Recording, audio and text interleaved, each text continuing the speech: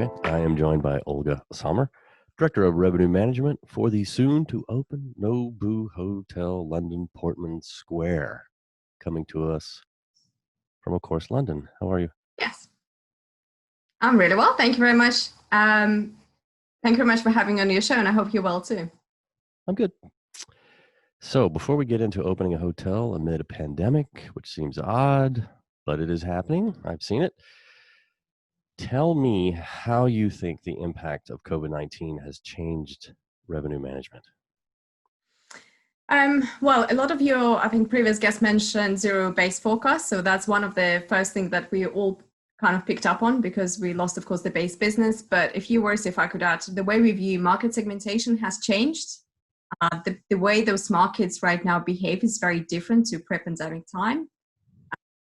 Pricing has changed as well. Hotels, so there is two ways of 3-4-star hotels decided to go into the price war. Luxury properties decided to, okay, they dropped the rates maybe by 30%, but they work more on the great value added benefits for the guests. So there's slightly two different strategies. And I think the fourth kind of I could add is profitability. And for me, that is the most important one. And it's where I've seen the biggest impact. So hotels are looking, what are their product and services? Which one is more profitable? And they go into quite granular levels. So one of the simple examples is different breakfast offerings. If you work out the cost element, not just for food and drink that goes into it, but also staffing levels and any additional stuff that goes into that, you will be able to work out profitability of each service. And then you start realizing actually what makes a bigger impact on your strategy and your profitability. So I think a lot of hotels and directors of revenue management, general managers are looking more into profitability. And I'm really pleased about it because I think it was a change that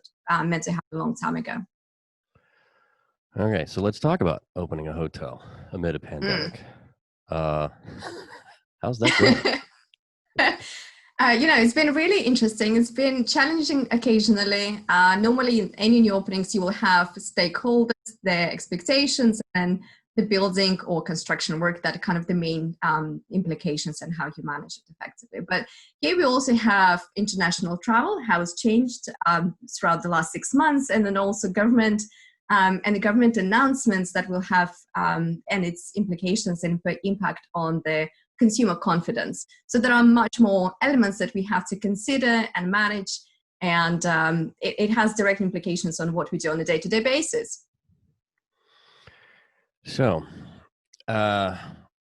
historical data. There's no historical data for a hotel that hasn't opened yet. Luckily, your comp is in the same boat. Everybody's in the same boat. So talk to me about the data you're looking at for forecasting. So, right now, I think a lot of information we pick up from other sources of information, and I don't even rely that much on SHR, let's say, because SHR takes the whole 5-star luxury market in London, and it's a very broad spectrum. So I try to pick up information from other hospitality industry, general managers, other directors of revenue. I try to read lots of different financial reports when I can get my hands on them. Recently, I read interesting document, 65 pages, on the future of corporate travel. And these are the important stats that I'm picking up, and this is what helps to identify how the travel will look like in the next year, let's say. So you're talking to revenue managers and GMs around town, around the country. I mean, I love this. It's interesting because I think there hasn't been a whole lot of sharing. I mean, there probably has, but not like this. This is a whole different level. Like, we're all in this together, and we got to figure it out. That's great. Absolutely, yes. Yeah, there is much more right now openness and communication been much better during this pandemic. I think there is no such thing as we are withholding information. We're pretty much, as you said, on the same boat, and we're all trying to figure out the best ways to go about it. Yeah. So Nobu is a luxury hotel. It's a restaurant. Yes. Right. Can you share with us any of the marketing tactics that you're using? This is pre-opening. I mean, you haven't opened yet. You got a couple more weeks. Yeah, so the restaurant and F&B part of the business is really important to us. And as you said, that's what Nobu brand is known for, is for the restaurants, really. And that is one of the big kind of pillars for us. And that is a big focus. We target, we focused on who's going to be our target audience, who's able to travel right now, who's looking for to stay in London right now, where there's going to be staycations, weekends away, etc. Any new government announcements, of course, it has implications as well, and we're changing our tactics pretty much every single week, I should say.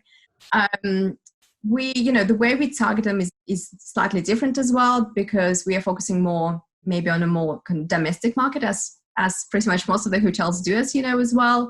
We try to be creative. The recent announcements that London will be in a tier 2, so it means that we can't socialize inside of hospitality premises as several households, but we can still do that outside. So any hotels that have terraces or rooftops will benefit from that. So we try to look, okay, what we can do, how we're going to do it, what we position, and then send that message to the market. We looked at what is the price point that is appealing right now. We don't particularly focus on a discount, but it's more about the value proposition. There is no appetite for advanced purchase rates. We don't have them. It's just as simple as that. You look at what market is buying and just catering to that. And the holidays are coming soon. Yes. And you're right. Things are changing weekly. But any kind of insight into what the holidays might bring, let's just say, not only Nobu, but, London. Yeah.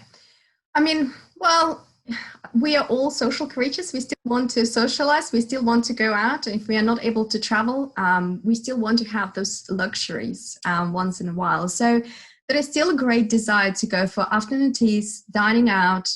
Yes, it may be the restaurants are closing right now at 10 p.m., but we'll start our dinners a little bit early, not a big deal. So we still remain positive, and again, talking to the volume of bookings we have already on the books is very encouraging. It just shows that there is still appetite to have those special occasions and celebrating them, as well as a great desire for dining out as well. So it's afternoon teas and dinner. So it's still going strong. Speaking of, do you guys have a loyalty program? I would imagine Nobu has a lot of fans. So are they lining up to stay at your hotel? Well, we don't have such a loyalty program, maybe similar to, I don't know, Hilton, let's say, or Accor, etc. But we're more telling experience to guest preferences, and that's what we're striving for. So we are very much luxury lifestyle hotel, and that's where I focus. So we are more want to tailor experiences for guests, what they're looking for, rather than giving, okay, collect 1,000 points, you'll get something out of this. Equally, I think those loyalty programs are maybe not as relevant and as important as they used to be. I think they lost their kind of value proposition. Yeah. Okay. So looking 3 years out, 3. Okay. How do you think the industry will have changed? And you can just focus on revenue management if you want, or you can go broad. What do you think?